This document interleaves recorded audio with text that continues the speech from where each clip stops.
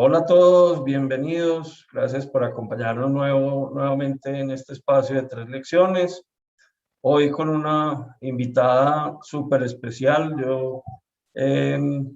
Aquí llevamos un rato antes de empezar diciéndole a Silvia que tanto Cristi como yo llevábamos varios meses conversando y detrás de la pista de Silvia para poderla tener en uno de estos espacios. Y estamos pues muy contentos y muy agradecidos. Muchas gracias a todos por conectarse. Y la compañera de siempre, Cristi, hola, ¿cómo vas? Hola, Miguel, ¿cómo estás? Me extrañaste hace 8 días. Te extrañamos muchísimo y no sabes lo difícil que fue jugar tu papel al final de la conversación. Me parece muy Me bien, me parece reitero muy que bien. esa tarea no te la voy a quitar nunca. Que esa tarea seguirá siendo mía. Que Silvia, la tarea es la de hacer el resumen al final y recapitular las 3 lecciones de manera súper rápida y súper resumida. Entonces, la reina de los resúmenes. Ya Es yo que preguntaré qué importante que es eso. a Cristina no le vela ni una coma, es una cosa impresionante. No sé cómo hace. Pues sí, no, Silvia, y de verdad que mil gracias por acompañarnos hoy. Estamos felices de que estés con nosotros y como siempre, la idea es que arranquemos con que tú misma te presentes y le cuentes a la audiencia, a las personas que nos están escuchando y viendo, un poquito primero antes de arrancar con las 3 lecciones sobre tu trayectoria y sobre lo que ha sido como tu vida laboral. Ay, Cristian, mil gracias, Miguel, mil gracias. Gracias a todos los que nos están oyendo en 3 lecciones. Qué felicidad estar aquí. Pues a ver, ¿yo qué les cuento? Yo soy bogotana, yo creo que se me nota. Bogotana, de papá bogotano, de mamá bumanguesa. Eso es lo que hace que sea a veces un poco brava, creo yo. Eh, tengo 3 hijos divinos, ya todos súper grandes. Soy economista de la Universidad de los Andes. Soy separada. Tengo un novio divino hace 18 años. Que ha durado más el noviazgo que el matrimonio. Eso está muy bien. De wow. Así es. Y bueno, de mi vida laboral, yo siempre divido mi vida laboral en dos. eh, y las dos las considero igualmente importantes y relevantes para lo que he hecho en la vida, para lo que he logrado, para lo que no. La primera mitad estuve vinculada al sector público. Cuando yo empecé estudiando economía en los Andes, mi sueño definitivamente era trabajar en el gobierno, era como servir al país desde el sector público. Eso es algo que aprendí en la vida, que uno puede servir al país desde donde quiera que esté. Y yo sentía, no, uno de verdad sirve al país es desde el gobierno porque del sector privado es como para uno las cosas y eso no es cierto. Desde cualquier sitio donde uno esté puede desarrollar sus habilidades al servicio de las demás. Pero bueno, esa primera época fue fundamental en mi vida. Empecé trabajando en el Banco Mundial, en realidad. Pues que no es trabajar con el gobierno, pero sí es trabajar con el gobierno porque sobre todo en esa época había una participación muy grande de la financiación de los proyectos de inversión con banca multilateral. Entonces fue una oportunidad muy linda. ¿Y trabajas con el Banco Mundial aquí en Colombia o por fuera? No, aquí yo era la economista residente del Banco Mundial. Ya. Ok. Era una delicia porque entonces llegaban todas las misiones de Washington y yo era la niña chiquita que les ayudaba. Les ayudaba a ir al DANE a recoger firmas no, datos. Después, No. pues nada, íbamos al gobierno, ahí aprendí a conocer todos los lados del gobierno. Y bueno, les ayudaba a hacer todos los modelos financieros. Y la verdad es que dentro de ese cargo, si bien era local, pues tenía todas las oportunidades, iba mucho al Banco Mundial en Washington, y tiene uno como una formación que yo agradezco siempre, que es como la disciplina de los números, la disciplina de las gráficas, la disciplina de comunicar. Y la verdad fue increíble. Después ya de verdad me pasé, todos mis amigos se burlaban y decían, no, pero es que Silvia tan inteligente se pasa de ganar mucha más plata a ganar menos y de trabajar menos a trabajar más. Me pasé al Departamento Nacional de Planeación. Me encanta el Departamento Nacional de Planeación, fue mi hogar durante mucho tiempo, aprendí muchísimo, tuve unos jefes increíbles a los que aprendí un montón. Aprendí de finanzas públicas porque trabajé en crédito externo, en inversiones públicas. Y bueno, y uno en planeación, la verdad es que se conoce este país increíble. Y después les conté que me había separado, entonces en esa época estaba casada y mi esposo y como que lo pasaban de un lado para otro. Eh, y de ahí me fui porque a él lo trasladaron a Cartagena. Me fui a trabajar a Cartagena con el alcalde, primero con el Banco de la República, después con el alcalde, después a mi esposo lo volvieron a traer a Bogotá, entonces me devolví a Bogotá, volví a trabajar en Planeación Nacional, en el seguimiento de los planes de desarrollo, que fue también increíble y conocer una... Esa experiencia de uno haber estado primero en el Banco Mundial y después llegar a planeación, debe ser pues súper chévere uno venir de tener como la visión regional grande y entrar precisamente pues al departamento de la nación que está encargada de planear, de manejar, de definir políticas y cosas de ese estilo. ¿Cómo fue esa experiencia de combinar esas dos cosas? Eso fue una maravilla, Miguel, porque además en el Banco Mundial, como les digo, yo creo que lo que más aprendí fue método. Cuando uno se va al banco, al Departamento Nacional de Planeación, y no solo el Departamento Nacional de Planeación, sino que desde el Departamento Nacional de Planeación conoce uno cómo se planea en todo el país, en los departamentos, Claro, en los municipios, claro. y empieza uno a ver las dificultades que hay, empezando por la capacitación de la gente que tiene que acudir a muchos de los procedimientos, métodos, requerimientos para acceder a recursos de la nación que vienen además de la banca multilateral. Entonces empieza uno a darse cuenta de por qué se estrella uno muchas veces en los proyectos, porque uno desde el banco está pensando en una cosa súper sofisticada y cuando se va al municipio a ver cómo se hizo el proyecto, pues Sí, al mundo real. nada que ver. Nada que Entonces ver, sí. se estrella uno con una realidad muy complicada. Bueno, después me fui también porque a mi marido lo pasaron para Cali, me fui a trabajar a Cali. Ahí ya tenía 2 hijos, allá nació mi tercer hijo. Entonces tengo una que casi es cartagenera, uno que es bogotano y otro que casi es caleño.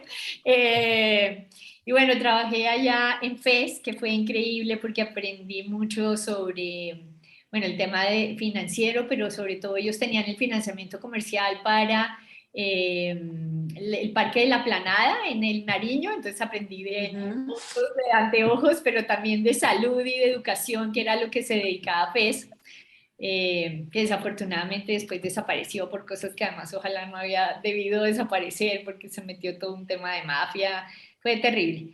Eh, Ah, pero fue increíble y además desde ahí también me pasé al Instituto FES de Liderazgo, aprendí de liderazgo con el profesor Heifetz y yo era la directora y me fui, ustedes yo no sé si se acuerdan porque son muchos más jóvenes, pero en la época en que los alcaldes por primera vez eran elegidos popularmente, pues el Instituto FES de Liderazgo casi que se creó para eso, en la época de Gaviria y entonces nos fuimos a ayudarle a los alcaldes a ser alcaldes por primera vez. Entonces había que meterse en esa época de violencia en miles de municipios. Fue increíble y la verdad para mí fue súper enriquecedor. Después me abrí otra vez, lo trajeron para Bogotá, entonces me volví para Bogotá también con el... Ah, pero les conté que me fui a Cartagena, sí, allá también, ¿no? Con el sí, alcalde. sí, Eso fue también increíble. sí. Y conocer la costa, la cultura, cómo se trabajaba desde el Banco de la República en Cartagena. Bueno, y después volví a Bogotá, trabajé un tiempo en el Instituto FES, pero desde aquí. Y después me fui a trabajar con el alcalde Peñalosa, que fue de las cosas más increíbles que he hecho en la vida, una transformación absoluta de la ciudad desde En el cualquier... primer mandato de Peñalosa. Señor, En el primer mandato de el Peñalosa. primer mandato de Peñalosa, sí señor. Hubo un cambio pues en Bogotá Y impresionante. esa época fue increíble. Ustedes no se imaginan, yo trabajaba en la Secretaría de Educación, todo lo que hicimos en parques, en colegios con subsidios, en los colegios en concesión, lo que se hizo además en la cantidad de colegios que se armaron, la infraestructura, cómo creció, la calidad, eso fue una delicia. Y trabajaba con Cecilia María Vélez, que era la secretaria, yo era su Claro. subsecretaria y fue increíble. Aprendí un montón, además ella es increíble y todo lo que aprendí de ¿Y él ella. fue secretaria de Educación o no? Y claro, y después ministra. Sí, claro. Sí. Y bueno, y después, entonces ahí ya pasa mi segunda parte de la vida, que es el sector privado, que me pasé al sector privado y dije, no, esto va a ser solo por un ratico cortico. Eh, estaba el doctor Juan Guillermo Serna, de presidente de Terpel, y yo lo había conocido porque él había sido director de presupuesto en el Ministerio de Hacienda cuando yo trabajaba en Planación. Me dijo, véngase y hacemos algo acá. Y él decía, yo en el sector privado, nunca. Entonces le dije, bueno, me voy por ahí un añito máximo. Y un añito se convirtieron en 18 años. 18 Ave María. en una compañía increíble. Bueno, ahí cuando volví a Bogotá me separé, eso ayudó porque esa inestabilidad no era por culpa mía. Entonces empecé a trabajar en Interpel, amo esa compañía, sus accionistas son una cosa de locos, de convencidos del país, de la ayuda, de cómo uno de verdad desde el sector privado puede hacer grandes cambios en el país. Y terminé pues 8 años siendo presidente de la organización. Súper. Y Muy chévere. cuando entraste a Terpel, ¿a qué área llegaste? Mira, llegué al área financiera. Ellos, el presidente en ese momento necesitaba un vicepresidente financiero, que es muy chistoso porque es lo que a mí menos me gusta. La verdad, uno aprende de finanzas porque aprende, pero no es algo que me mate. Pero entonces entré de vicepresidente financiera y luego había un área en la compañía, en ese momento se estaba hablando de cómo hacer que Terpel se uniera, porque eran 7 terpeles, cómo hacer que se unieran y que tuvieran una estrategia diferente a la que tenían las multinacionales en el país. Estaba Shell, estaba Chevron, estaba Móvil, estaban muchas compañías internacionales. Y dijimos, ¿cómo hacemos para que esto sea diferente? Y fue tan emocionante, obviamente la financiera tenía que estar en todas las reuniones de estrategia y me enamoré, Claro. sí, me enamoré de la nueva estrategia de la compañía, de lo que podíamos hacer en las regiones, de la fuerza tan impresionante que teníamos y me quedé de comercial. Entonces empecé, no mentiras, primero de logística, me encantaba ir a las plantas de abastecimiento, aprendí de transportes, aprendí de tubos, de tanques, y después fui comercial. Estuve en el área de lubricantes, en el área de aviación. Cuando me convertí en presidente, yo decía, no hay nadie aquí que me pueda echar carreta porque he estado en todas partes. Genial. Pero Así es. Oye, pero ven, buenísimo. sácame de una inquietud. ¿Terpel en algún momento era de Ecopetrol o no?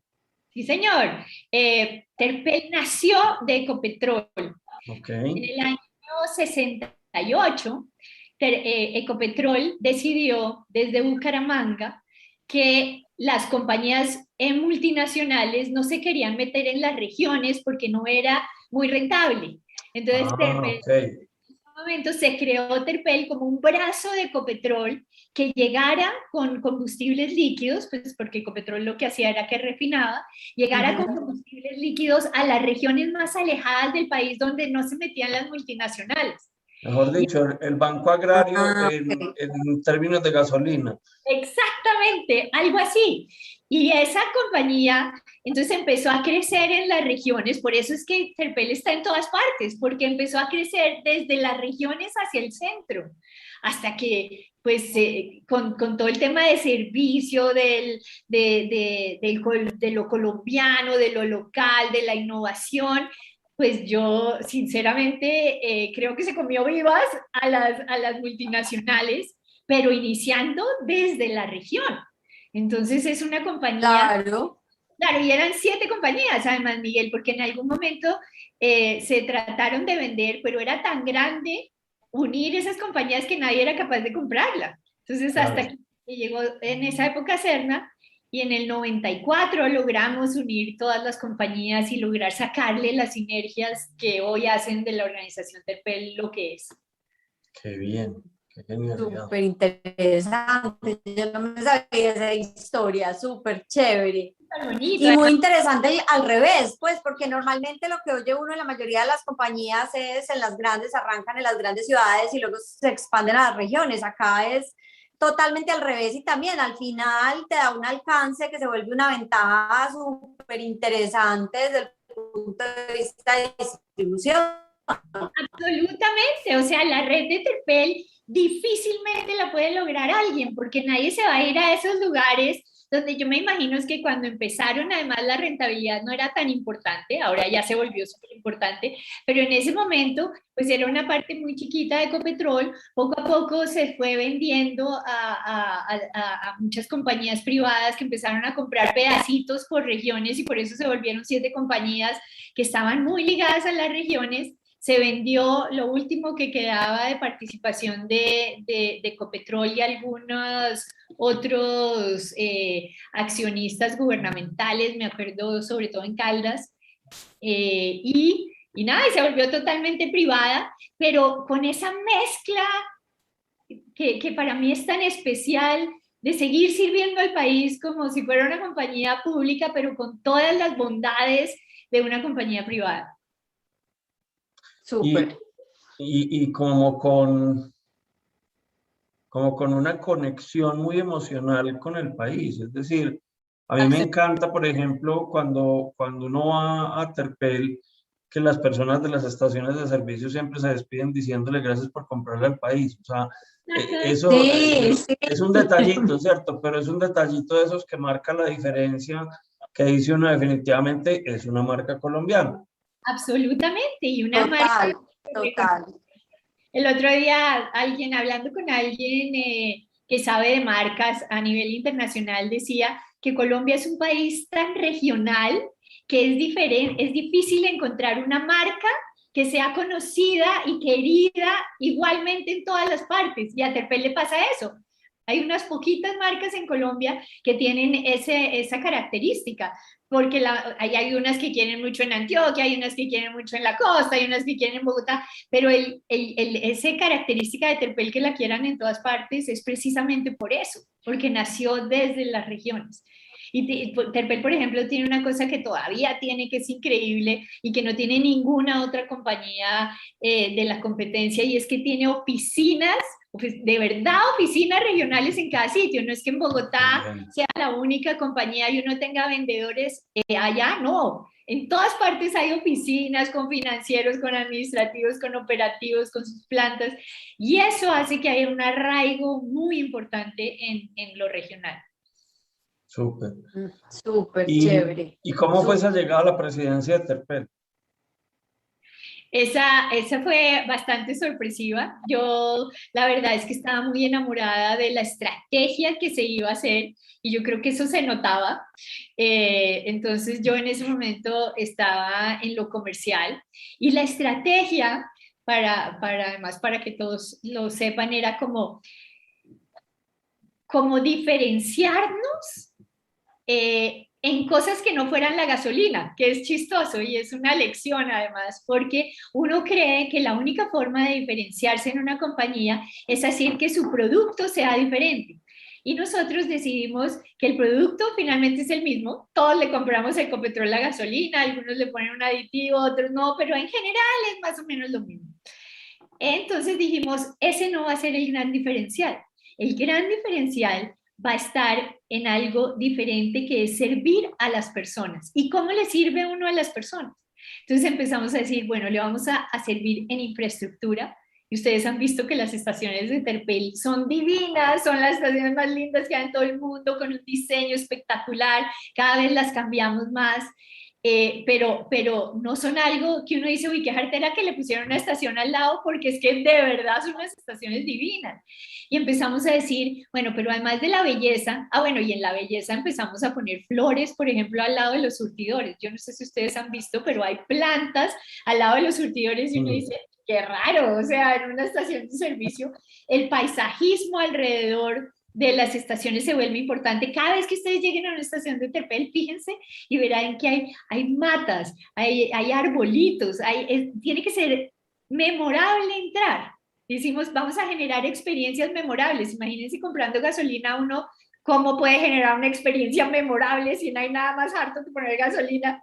Entonces lo generamos así, entonces las plantas son divinas, empezamos a hacer casi que el baño fuera más importante que la gasolina.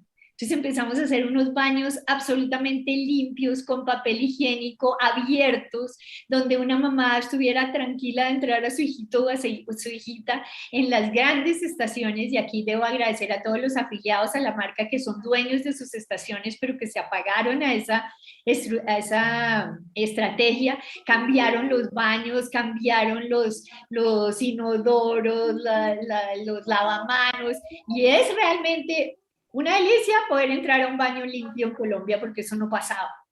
Y empezamos a decir, bueno, y lo otro que es una cosa increíble es la diversidad gastronómica en Colombia. Entonces hagamos tiendas, que nunca habíamos pensado hacer tiendas de conveniencia, hagamos tiendas de conveniencia con diversidad gastronómica. Entonces si uno va a Medellín, encuentra frijoles en el combo del almuerzo, pero si va a la costa atlántica encuentra un quibe, y si va a Bogotá encuentra una changua, o en Boyacá, y además de unas cosas básicas, a unos precios muy buenos, en unas presentaciones muy bonitas, para que la gente empezara a tener el gusto de comer en las estaciones de servicio, porque eso no pasaba en Colombia. Entonces, si ustedes se fijan, eso no tiene nada que ver con la gasolina ni con el diésel, nada. Sin embargo, la gente hoy busca las rutas para poder encontrar a Terpel en el camino y tener esta sensación diferente. Entonces, bueno, todo eso para mí obviamente era increíble, yo estaba muy enamorada de eso, y cuando el presidente anterior decidió salir porque tenía otra oportunidad, pues lo que menos me iba a imaginar yo, además porque había los accionistas mayoritarios eran chilenos y tenían como la idea de que son muy machistas. Yo dije, no, pues yo jamás, no, es que ni siquiera me lo pregunté. Entonces, o sea, ni siquiera tuve esa duda de si son machistas o no, porque para mí esa no era una opción. Cuando me llaman y me dicen, es que queremos que tú seas la presidenta, y yo, ¿en serio? ¿Yo? Yo decía, wow, qué error el que están cometiendo, porque uno, sobre todo cuando es mujer, viene ese cuento del síndrome del impostor, yo decía, no, pues este escritorio me queda grande.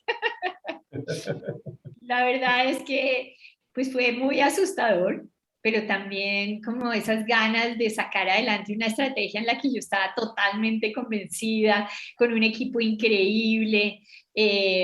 Ahí además, para los dos, ahí en Terpel, no dentro de Terpel, pero sí cuando empecé a ir a todas las reuniones afuera y veía la cantidad de hombres en el sector y ni una mujer, empecé a darme cuenta como la responsabilidad que tenemos las líderes mujeres de abrir camino para los demás y de hacer conciencia sobre la diferencia que existe.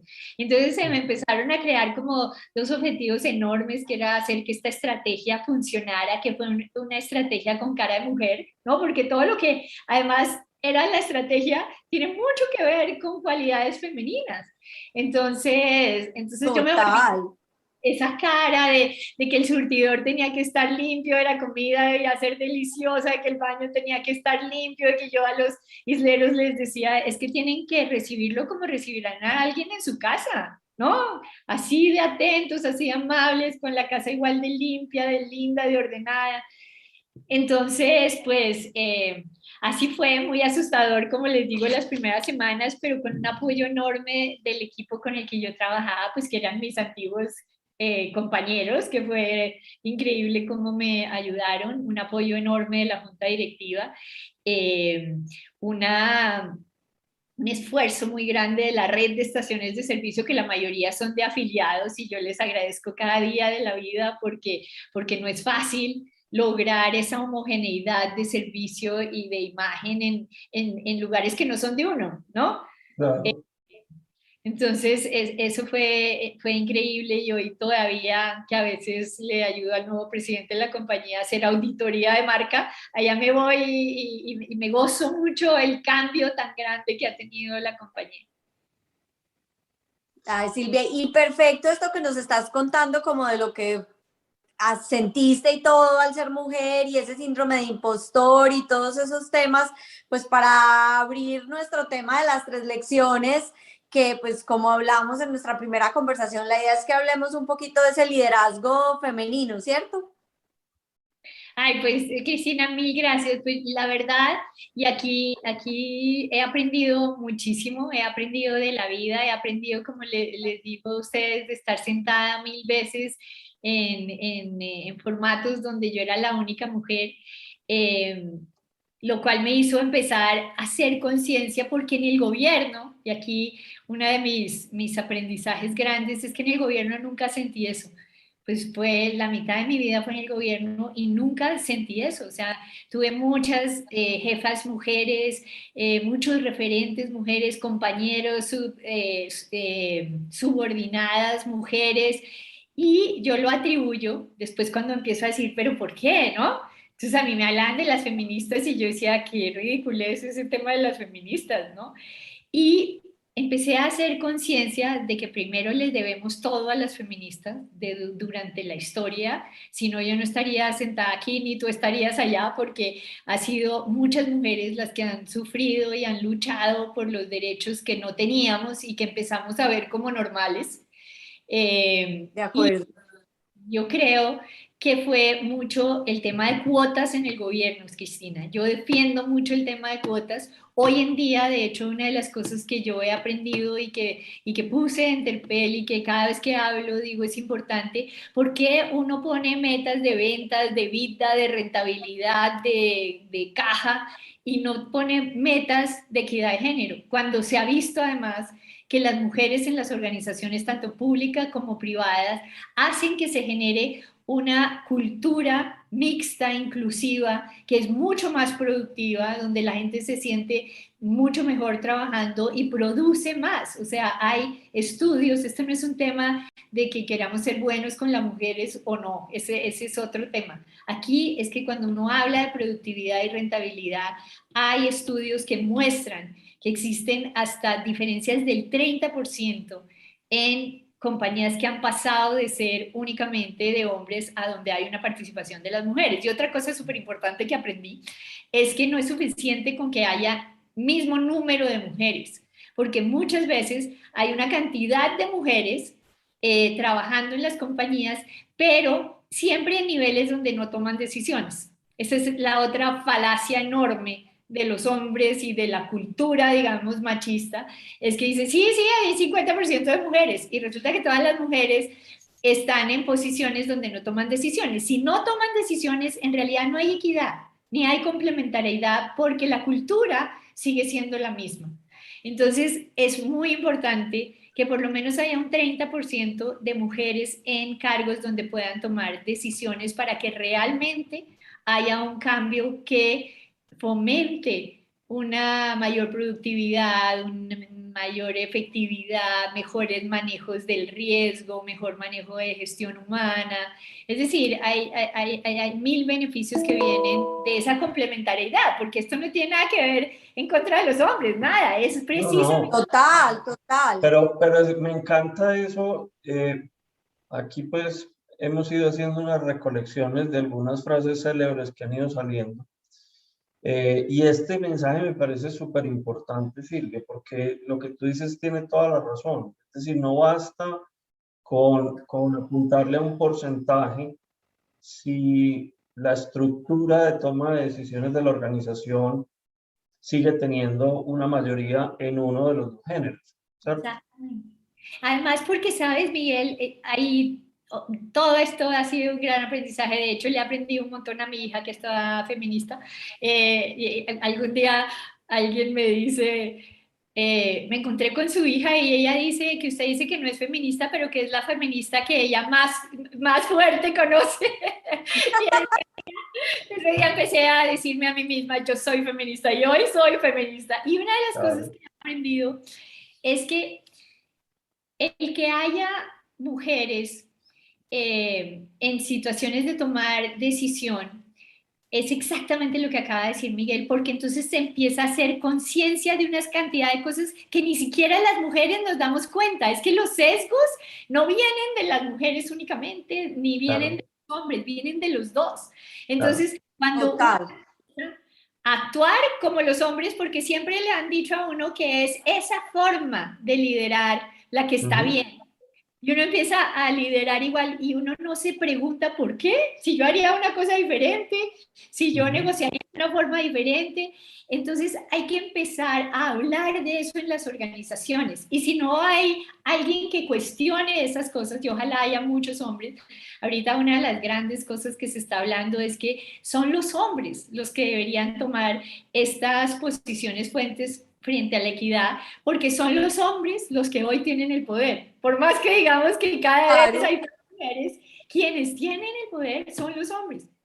Entonces, y es más, en algún momento que hemos tenido espacios para hablar de estos temas antes, me he oído esta historia varias veces.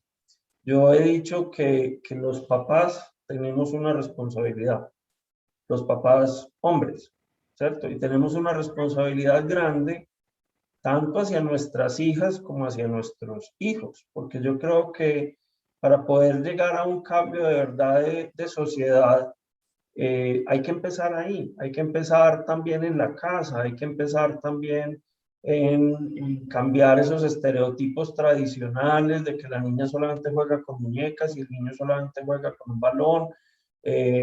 Entonces, pues no es solamente uno en la función de líder en una empresa o en una organización, sino también en el espacio propio de la casa, de la crianza de sus hijos, independientemente del género de ellos, pues hablar de estos temas y empezar como a habilitar unos espacios para que desde la casa esto se dé naturalmente. Wow, Miguel, estás diciendo algo que es de verdad de un profundo muy grande, porque es desde ahí, y no creas, los papás y las mamás, porque las mamás Claro, también. por supuesto. No, las mamás son las que más reproducen estos patrones. Yo me acuerdo a mí, siempre era en la casa quien tendía la cama era yo, quien lavaba los platos era yo era la que ayudaba a mi hermano cero, o sea, él no tenía ninguna responsabilidad. Y hay una cosa que me enseñó mi hija un día y que me parece una frase increíble, y es que a los hombres les enseñan a ser valientes y a las mujeres les enseñan a ser perfectas. Y eso es un tema terrible para cuando uno está en una compañía. Entonces, eso es cierto. Claro, entonces la mujer siempre, acuérdense, está bien peinadita, el vestido de tul blanco no se lo puede ensuciar, siempre tiene zapaticos de charol, los hombres viven en blue jean, en tenis, se pueden caer, se pueden ensuciar y no les dicen nada, mientras que si uno se ensucia y se embarra, le dicen, pero mi amor, pero si estás tan linda, ¿cómo se te ocurre? No te caigas, no te subas, no. Y eso, al final, se le va metiendo a uno en la mente. Y el día de mañana entonces llega uno y le dicen, oiga, ¿usted quiere ser vicepresidente? Entonces el hombre dice, pues claro, yo me puedo echar al barro y si no me funciona, pues ¿qué me importa? ¿Se acuerda de cuando lo dejaban tirar al barro y no importaba si se embarraba? Las mujeres le dijeron, no, yo no sé el 100% de inglés ni 100% de Excel y no he sido 100, no sé qué. Y como no soy perfecta, pues yo no me voy a despeinar ni me voy a caer al barro. Entonces yo mejor no me arriesgo. ¿Para qué me arriesgo? Es gravísimo. Total. Y no sé, Silvia, si te has visto, esa frase sale de un TED Talk No sé si te has visto el TED Talk. No. Es súper interesante porque además ella cuenta, la que da el TED Talk, cuenta una historia súper bonita, que ella tiene una fundación donde les enseña a las niñas a programar y cuenta algo muy parecido a lo que estás contando, pero desde las niñas más pequeñas. Y ella decía, vea, cuando le ponemos un reto de coding, pues de hacer programas a los alumnos, los hombres por lo general lo logran y las mujeres no. Entonces empezamos a indagar por qué.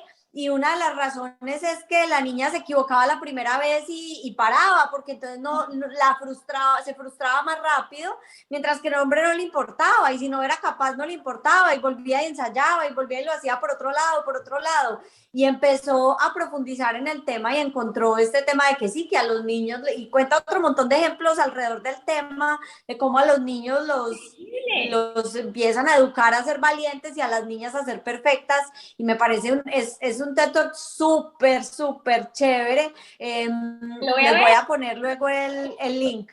Qué chévere, me encanta. Hay otro libro así cortico que dice que todas debemos ser feministas, que también es súper bonito, que habla de toda esa codificación que empieza uno a tener y que al final hace que uno actúe como actúa. Y esas son las cosas que tiene que sacar todos los días, como preguntarse por qué actúo así, por qué no estoy actuando como yo quiero, como me nace. No, porque a uno lo condicionan y los primeros que lo condicionan son sus padres. Yo por ejemplo, siempre digo, yo creo que no ha existido una niña cuyo papá la haya querido tanto como a mí. O sea, mi papá moría por mí, pero moría. Yo era la más consentida. Y sin embargo, cuando empiezo a ver, ese amor era eso. No te subas, cuidado, te caes, no vayas a estudiar ingeniería porque eso es muy duro. Era proteccionista. Claro, el más proteccionista. Total. Y eso querer, pues es terrible y uno se tiene que quitar todo eso a través de la vida. Gracias a Dios, yo creo que la generación de ahora, yo veo a mis hijos, son totalmente diferentes a lo que yo era, se cuestionan muchas cosas, pero no del todo y sobre todo no en todas las regiones, no en todos los estratos, o sea, hay unas diferencias enormes. Y, a ver, es que a mí me fascina mucho, pues ahora oyendo tu historia, digamos que nos conecta con muchas cosas. Nos hablaste de tu trabajo con el Instituto de Liderazgo. Sí. Y de cómo en tu rol desde Planeación Nacional, pues lo que tenías que hacer era trabajar mucho con esos nuevos alcaldes para enseñarle a un alcalde pues, recién elegido y elegidos por primera vez por votación popular a manejar pues, las ciudades. Cuando te empezaste a formar en el Instituto de Liderazgo, ¿pensaste algún día que te ibas a meter en el tema del liderazgo femenino o en ese momento lo veías simplemente como una herramienta general para todo el mundo y estabas muy metida en el cuento del servicio público? Pues Miguel, la verdad, yo hasta ahorita trabajando en Interpel fue que empecé a ser consciente del tema del feminismo y de la inequidad de las mujeres y pues muy bruta yo, porque estuve mucho en campo y en campo sí que hay, o sea, la diferencia con las mujeres es enorme, pero nunca me lo cuestioné. Ese es el tipo de cosas que uno dice, pero ¿cómo no me lo cuestioné? Pero yo creo que es también fruto del proceso como nos formaron, es decir, ese era el status quo del momento. Ese era el status quo. ¿Tú crees que había alguna alcaldesa? Ni una. No, y a mí ni una. normal. Hoy yo llegaría y diría, ¿cómo así que no hay alcaldesa? En ese momento me parecía, de nuevo, ni me lo cuestionó, me parecía súper normal que solo fueran hombres. La única candidata a la presidencia era Regina Once. Yo me acuerdo, Regina. Entonces, pero me encanta eso que dices, Silvia, porque arranca desde ahí, ¿cierto? Que muchas veces es incluso uno lograr que tanto mujeres como hombres por lo menos nos cuestionemos, ¿cierto? Y por lo menos tengamos eso en nuestra cabeza para pensar, bueno, estoy actuando de una manera que promueve o que al contrario va en contra de temas de equidad y solo cuestionarse ya empieza a generar conciencia y ya empieza uno a actuar luego de esa conciencia? Sí, y ¿sabes qué me preocupa a mí? No digo que todo el mundo sea tan bestia como yo, que me duré tanto tiempo en darme cuenta, pero aún dándome cuenta, aún hablando de temas de feminismo, yo cometí muchos errores, digamos, en Terpel, de cosas que no veía y que veo de pronto ahora. Y yo dije, miércoles, ¿cómo no hice yo esto? ¿Cómo no empujé más a las mujeres? ¿Cómo cuando estoy diciéndoles a todas que hay que empujar a las mujeres, yo no lo hice yo misma? Entonces digo, wow, es que toma un tiempo enorme cambiar como la Claro, forma. son paradigmas y se vuelven puntos ciegos. O sea, uno ni siquiera es consciente ¿No? de lo que está haciendo, es decir, o de la contradicción que en algún momento puede tener. Y empieza uno a, digamos, a verbalizarlo, que es lo que yo creo que me ha pasado a mí. Yo la verbalizo súper bien, me sé la teoría, pero ya cuando empieza uno a aplicarlo, empieza a fallar. Entonces, ahorita fallo menos. Desafortunadamente ya no estoy en la compañía y me doy cuenta de una cantidad de cosas que hubiera querido hacer y que no hice. Pero sí hice muchas, sí empecé a hacer muchas. Pero entonces por eso, y aquí voy al otro tema, es que hay estudios que muestran que si seguimos como vamos, aún al ritmo en que vamos, donde se ha mejorado los últimos 20 años, la verdad es que ha sido increíble lo que ha aumentado las mujeres en la fuerza laboral. Si seguimos así, nos vamos a demorar 200 años en que haya equidad de género. Y uno al principio dice, ¿pero por qué? Claro, si uno individualmente, yo misma me doy cuenta del tiempo que me tomó entender, hablar y actuar, pues en el mundo entero muchísimo más. Entonces, por De eso acuerdo. es que, por ejemplo, yo soy absoluta defensora de que haya cuotas, de que haya metas de equidad de género en las compañías. De acuerdo.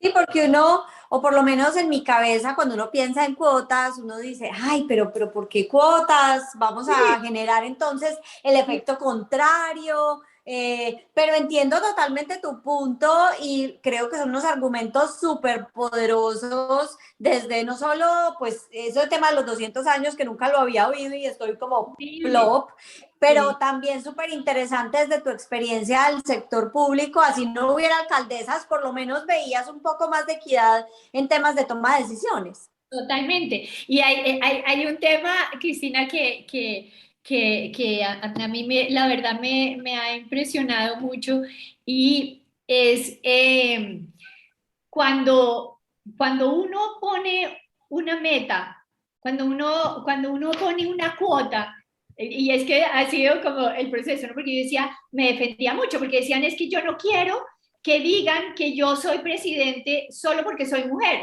Ajá. ¿no?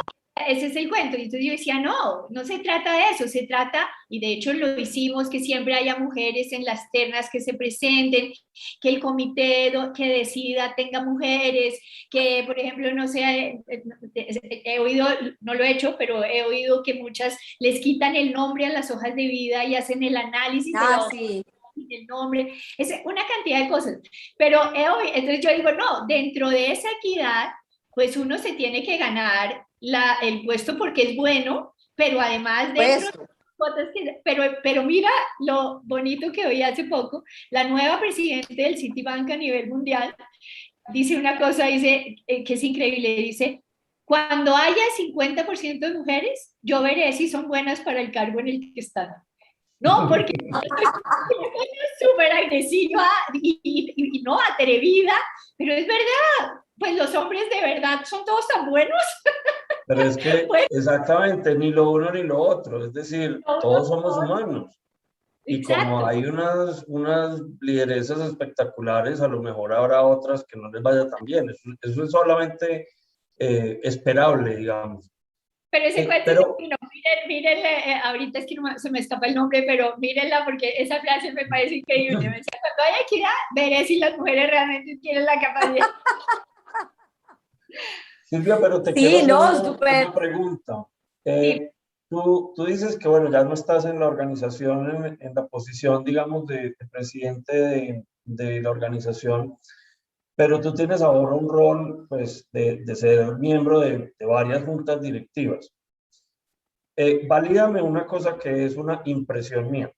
Puedo estar equivocado, pero yo creo que en ese nivel de juntas directivas sí que estamos corticos todavía en el tema de equidad, ¿o no?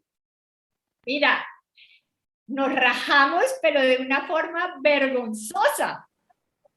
O sea, creo que hay 2% de mujeres presidentes de juntas directivas y mujeres como solo miembros de la junta directiva, creo que no supera el 20%. O sea, Wow. es de verdad muy, muy, muy triste. Y además, pues en ese cargo, pues en esos roles, ahí sí que hace diferencia. Yo entro en las juntas directivas y cada vez más uno se atreve, pues porque no llevo ni un año estando en este cargo de las juntas, pero, pero sí las cosas son muy netamente industrialistas, financieras, como muy desde la mirada masculina, y poco a poco yo espero poder ir cambiando esa mirada y empezar a mirar en las juntas directivas estos temas.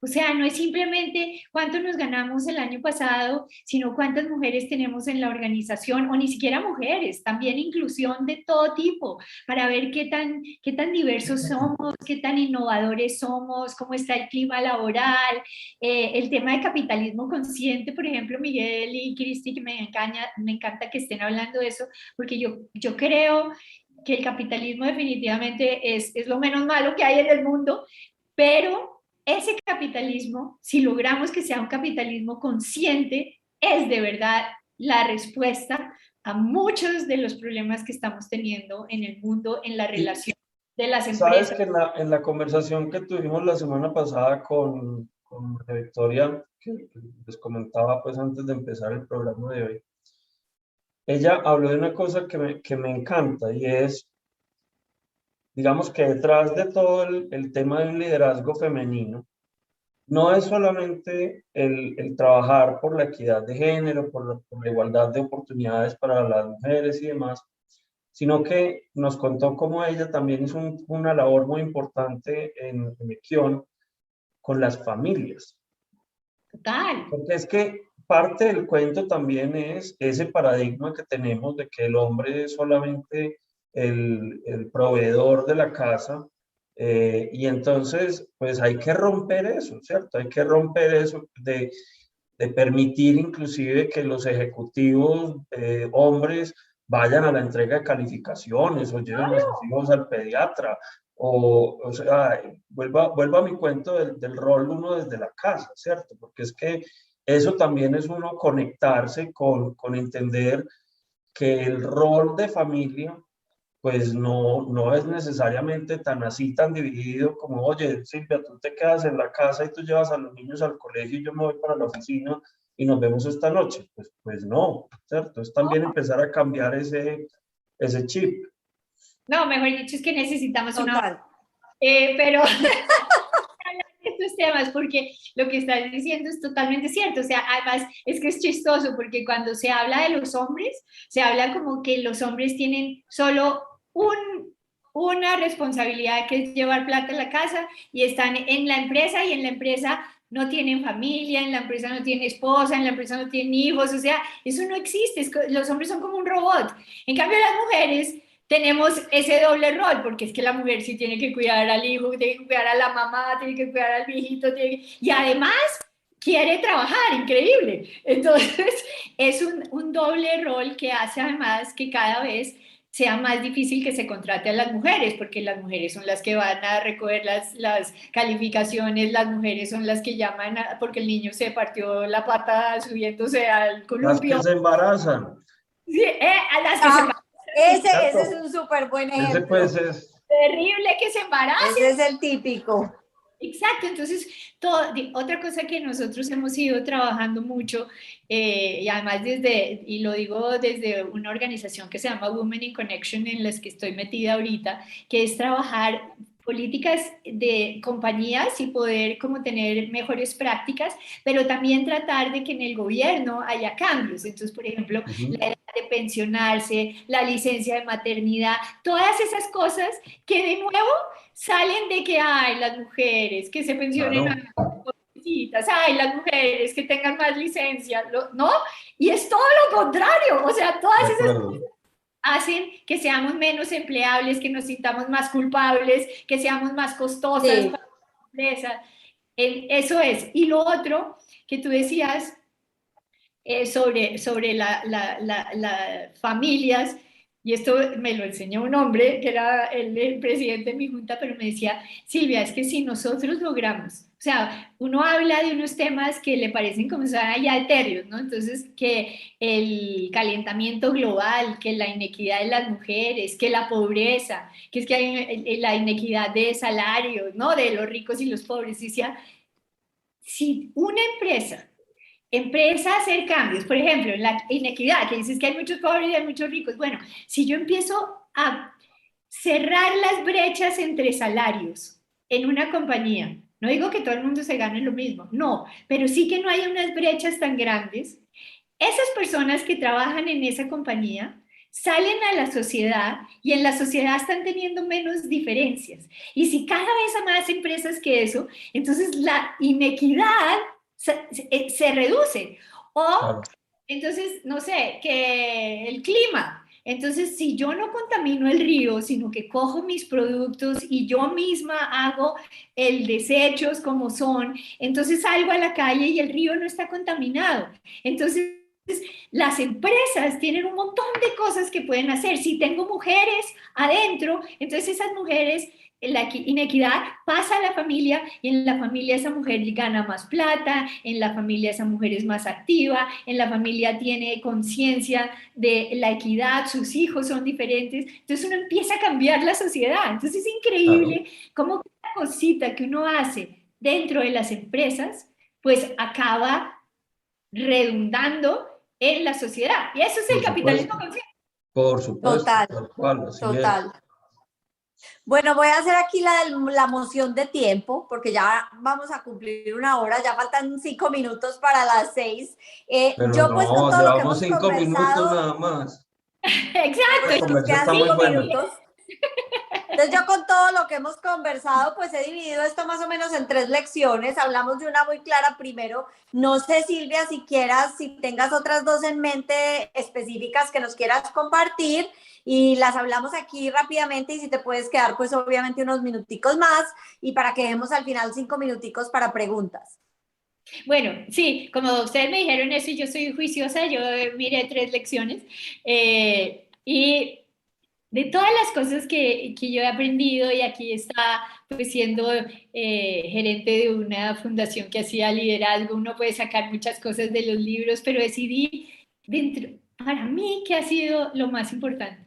Todo esto del feminismo, o sea, total, ahí hay que incluirlo porque eso es una de las cosas más importantes que creo que he aprendido para bien de la sociedad ahora y después. Pero hay unas cosas que para mí son fundamentales. Lo primero, y esto es súper práctico, lección para todo el mundo, por favor, aprendan a comunicar bien. Creo que para mí eso ha sido una de las grandes herramientas en mi vida. Comunicar bien, escribir bien, hacer gráficos claros, escribir cartas impecables, con tildes, con comas, con puntos, dar discursos que no sean una cantidad de ideas sueltas, sino que sea como una historia, porque esas son las cosas que le llegan a los demás. Y si uno lo que quiere en la vida es servir y dejar un legado, comunicar es supremamente importante. Entonces, De lo primero, acuerdo. para crecer en una empresa, para educar a los hijos, para tener amigos, para todo, comuníquense bien. El lenguaje es una hermosura de herramienta, úsenla bien. Lo segundo, nunca hagan nada de lo que no se sientan orgullosos de que salga en un periódico que ustedes van a leer mañana. Nunca. Sí hay muchos momentos en la vida en los que uno tiene tentaciones de recortar caminos, de que hay, de que este me dijo, de que puedo hacerme más rica, de que puedo hacer esto más rápido. Nunca, nunca. Acuérdense que su cómplice de hoy es su verdugo de mañana. No pueden hacer esto porque en algún momento sale y nada paga no ser ético. Entonces, creo que esa es una lección que no podemos olvidar nunca. Y lo último, para los líderes, creo que es una de las cosas más importantes en mi vida y es cuiden a su gente. Que de verdad, del corazón, de su alma, los equipos sientan que son importantes para ustedes. Había alguien, creo que era de Procter & Gamble, que decía, cuida a su gente para que la gente cuide a la compañía. Yo creo que eso es lo más fuerte. Cuando yo les hablaba ahorita de lo exitosa que fue la estrategia de Terpel, eso no era porque yo hacía todo, yo no hacía nada, yo solo cuidaba a mi gente, confiaba en ella, me enorgullecía de cada cosa que hacía y se los decía. Y no solo pregunten cosas profesionales, pregunten cosas personales, que la gente sepa que a uno le importa su vida. Eso es algo femenino, eso es algo que nos han enseñado que no se debe hacer en las compañías y yo estoy totalmente en contra. Yo creo Totalmente de acuerdo. que parte personal genera unas relaciones de confianza que son súper poderosas cuando uno está liderando un equipo. Eso diría que son las tres que había pensado y que creo que son muy... No, están geniales. Están Súper, absolutamente geniales. súper, súper. Yo Yo tengo tengo una una... pregunta sobre la Dale. primera, Silvia, de comunicación y cuando hablabas de aprender a comunicarse bien, esa palabra bien, para ti, ¿qué ha sido clave en ese bien? ¿Qué significa bien en términos de comunicación? Lo primero, además ustedes pueden hacer el examen y hasta se burlaría toda la gente que habla de mí, porque lo primero era que yo decía, si no encuentro algo bien escrito, ni siquiera lo leo, no me importa el fondo si no entiendo la forma, ¿no? Lo primero, para mí bien, es tener claro el qué es lo que quiero comunicar. Porque a veces uno habla y habla y habla y al final no tiene claro qué quiero comunicar o qué quiero lograr de la persona que me está escuchando, ¿no? Porque yo puede que quiera lograr algo con mis accionistas y quiera lograr algo con mis clientes y esté hablando de lo mismo. Entonces tengo que saber qué es lo que yo espero que ellos entiendan y que hagan después de que yo les hable.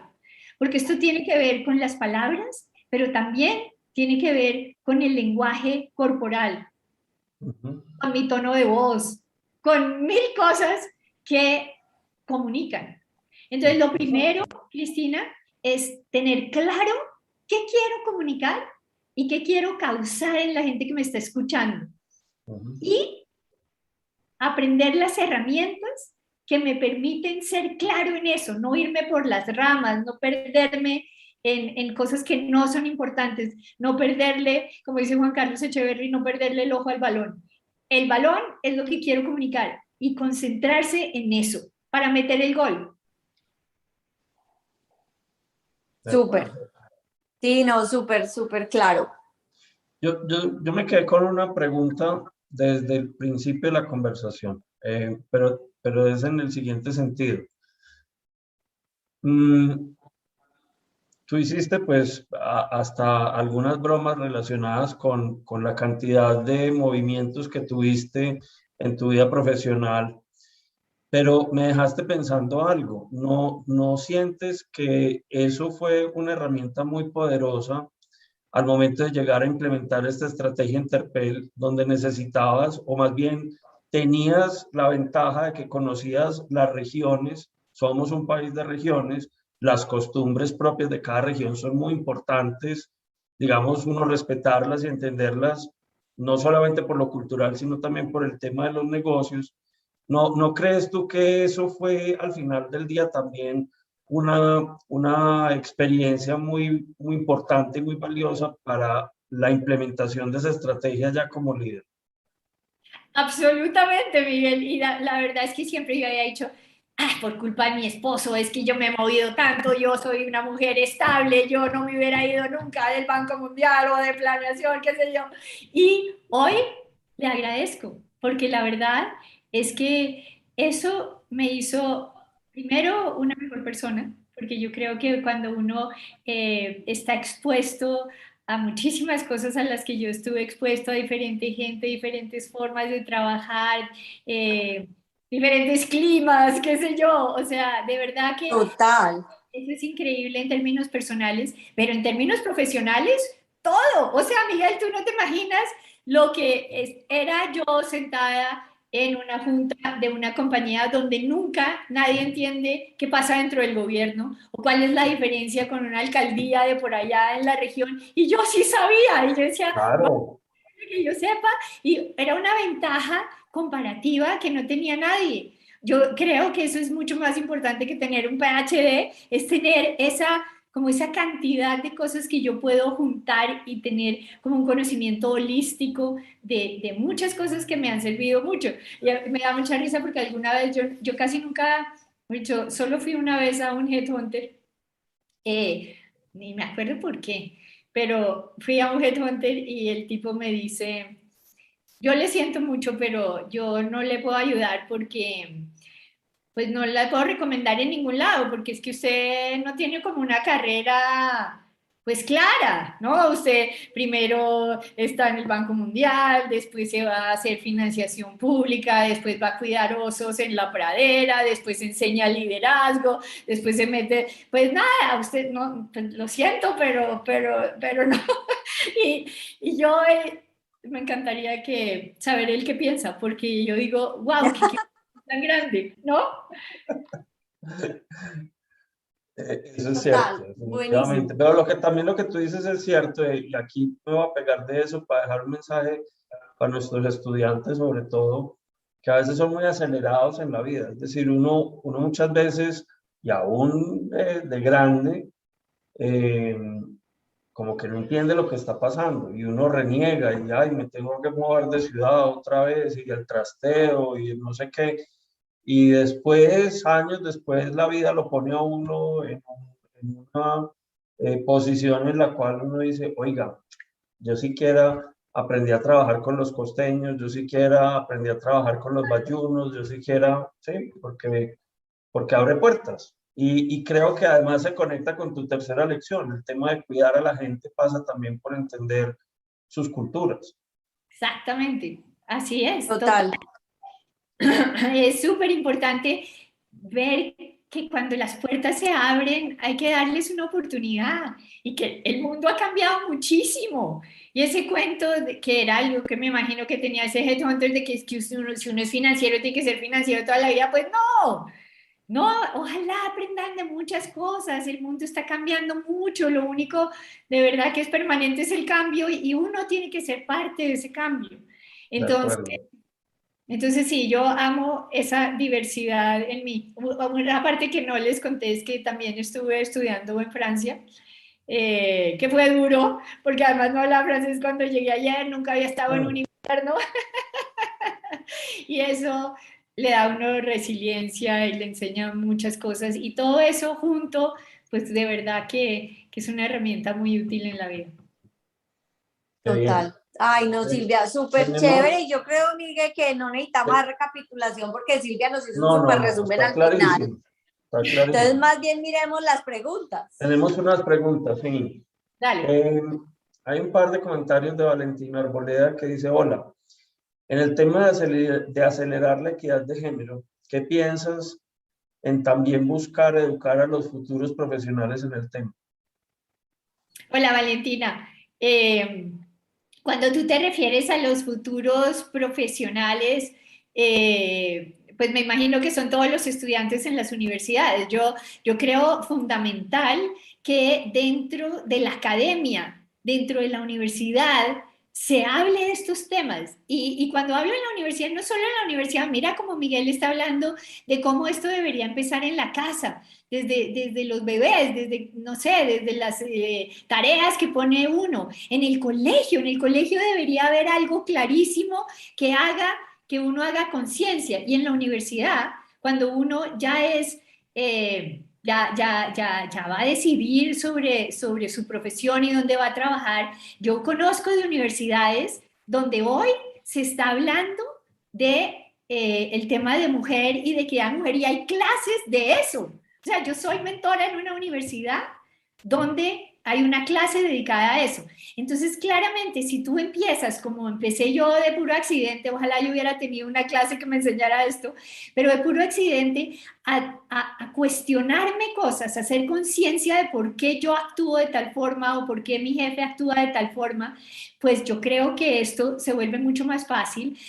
Los profesionales van a salir a las compañías a dar ideas, a exigir y a liderar en su momento y hacer los cambios que se requieren. Entonces, definitivamente creo importante hablar de estos temas. Yo creo que entre más hablemos de estos temas, mucho más rápido va a ser el cambio cultural. Bueno, probablemente está esto que nos acabas de decir relacionado con la respuesta a la siguiente pregunta que nos puso Valentina, que dice, ¿cómo piensas que podemos acelerar ese tiempo de 200 años fuera de las empresas? Mira, yo creo que hay muchísimas formas y de nuevo acabo de decir lo que yo considero fundamental, es hablar de estos temas. Cuando te sientes a la mesa, Valentina, no dejes que tu papá haga chistes machistas, por ejemplo, o no te rías cuando un compañero te dice que calladita te ves más bonita, o cosas así. Eso es súper importante, pero eso no es suficiente.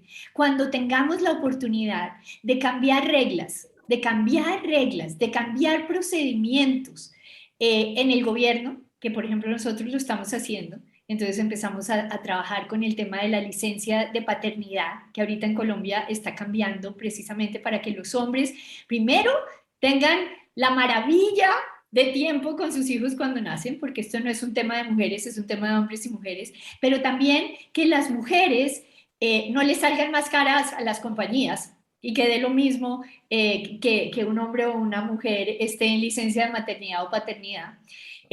Temas como las pensiones, temas como los pagos. Esa era otra cosa del gobierno que no mencioné. En el gobierno uno tiene unas escalas y no importa si tú eres hombre o mujer, si eres profesional 1 o 2 o 3, es un salario, punto. En cambio, en las compañías, no. Y hay un 17% de diferencia entre salarios de hombres y mujeres. Entonces, por ejemplo, si uno empieza a hacer incentivos a las compañías donde hay igualdad de género en términos de número, pero también en términos salariales, uno empieza a cambiar. Si empieza Valentina a poner cuotas, entonces dice, así como es importante para el CEO tener un bono porque se gana no sé cuánto en volumen de ventas, también ha subido tanto en la escala que tenemos al 2040 de tener mujeres. Es decir, no podemos... Esa idea me parece buenísimo. Eso es buenísimo. Sí, total. Y empezar a generar hombres como aliados y que los hombres sean los mismos que empiecen a cuestionarse, crear comités del otro de las empresas. Por ejemplo, en Bancolombia estamos creando un programa que se llama Me la Creo. Entonces en Me la Creo la gente empieza a hablar y además no solo de mujeres, hay de toda la diversidad que ustedes se imaginen. Y hay gente que dice, yo no contaba lo que yo era porque me daba vergüenza y ahora con este programa ya siento que puedo salir y puedo hablar y puedo decir quién soy. Entonces, Valentina, de nuevo, no nos quedemos callados y no nos quedemos únicamente en el discurso. Empecemos a tomar acciones y empezamos a exigir dentro de la sociedad, como gobiernos y como leyes, como dentro de los procedimientos de las compañías. Y tenemos una pregunta de Rodrigo Otero, nos dice, en el cuidado de tu gente o de tu equipo, ¿cuál es el primer elemento a tener en cuenta? Hola, Rodrigo. ¿Cuál es el primer elemento? Para mí, la confianza. O sea, yo creo que lo más empoderante para una persona es que su líder, su jefe, su referente, le demuestre confianza. porque cuando uno le demuestra confianza a alguien, esa persona se siente obligado realmente a hacer lo que mejor pueda. Yo durante mucho tiempo, y de nuevo aquí, no es que uno sea perfecto, yo ya tengo 60 años, entonces ya he tenido tiempo de equivocarme 1000 veces, pero al principio yo era de esas que no delega nada, ¿no? Yo decía, no, hasta que yo no revise, y cada vez revisaba cosas peores. Y alguien me dice, pues Silvia, obviamente, yo sé que usted revisa todo, entonces yo para qué me esfuerzo, ¿no? Y eso me hizo, wow, claro. Entonces, de ahí en adelante dije, no vuelvo a revisar nada, confío en usted. Y es parte del estereotipo de ser la mujer perfecta, ¿no? Total. Que yo tengo que entregarlo todo perfecto, entonces venga, yo reviso Volvemos, sí, antes al de... perfecto versus al valiente, total. No había caído en Así cuenta, es. claro. Digo, no, voy a ser valiente, voy a confiar. Claro. Ya, o sea, Y es darle accountability al equipo también. Hermano, la embarró, bueno, sorry, aprendió. impresionante. Yo empecé a decirle a la gente, como tú me lo dices, yo lo voy a llevar a mi junta directiva y voy a quedar súper mal si no está perfecto, porque siempre entrego las cosas perfectas. Ustedes no saben lo que eso genera, no saben. Claro. Entonces yo creo que la confianza, obviamente hay muchas otras cosas, el respeto, no sé, lo que les hablaba ahora de las conversaciones personales, 1000 cosas, pero para mí lo más importante es ser confiable y confiar. Dice Rodrigo que muy válido e importante, que muchas gracias. Oye, sí, yo creo mucho en la importancia de que los líderes se conecten también con los temas personales de su equipo. Parece que es importante porque además a uno como líder le ayuda mucho a entender las dinámicas de su equipo. Es decir, hay días que a alguien, los toreros tienen una expresión que dicen que alguien salió desangelado. Es decir, que llegó sin el ángel de la guarda, pues, o que llegó mal de energía. Desangelado, Y está a uno le bueno. hace falta entender eso, entender pues qué es lo que está pasando, por qué hubo un día en que no llegó en la misma tónica que suele llegar. Y sabes una Eh, cosa que también aprendí, uno no necesita solucionarle el problema a nadie, porque cada quien soluciona su problema, pero es muy valioso escuchar a las personas. así es. Yo era de las que siempre quería tener la solución. Entonces tú venías y me decías algo y yo decía, mira, lo que tienes que hacer es tal y tal y tal y tal. Y eso no es lo que busca la mayoría de las personas. Las personas solo quieren que uno les oiga y sepan por qué perdió el ángel ese día. Y es muy importante que uno esté ahí para oírlo. Y él mismo hablando o ella misma empiezan a darse cuenta de qué pasa. Pero que uno que está ahí todo el día con ellos pueda escucharlo, tiene un poder enorme. Es un regalo importante porque les está regalando tiempo, ¿no? Exacto. Que muchas veces los líderes terminan por allá muy encumbrados y el resto de la compañía dice, no, a mí se me da miedo hasta ir a saludar a la doctora Silvia porque le va a quitar 5 minutos de tiempo. Así es, total. Sí. Eso es cierto. Y ese es el recurso escaso, ya llega, ya se vuelve el tiempo en ese momento. Absolutamente. Pues Bueno, súper. ¿Tenemos alguna otra pregunta? Que yo hoy no estoy no, pudiendo ver YouTube, no, entonces yo no sé, sé. pero no tenemos más preguntas por ahora. Perfecto. No, entonces yo creo que para no abusar más del tiempo de Silvia, ya que nos pasamos unos minuticos, Silvia, de verdad que mil gracias por haber aceptado nuestra invitación. Fue una conversación deliciosa. Nos encanta pues haberte tenido en el programa y de nuevo mil gracias.